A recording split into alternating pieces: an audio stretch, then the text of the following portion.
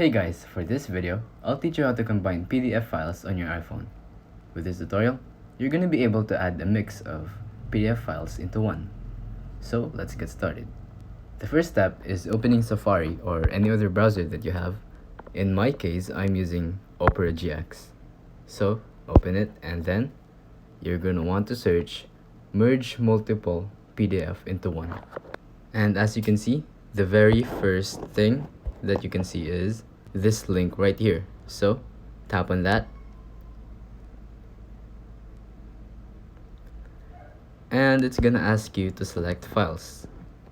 I'm sure you already have your files, that's why you're going to this video and you just want to merge them.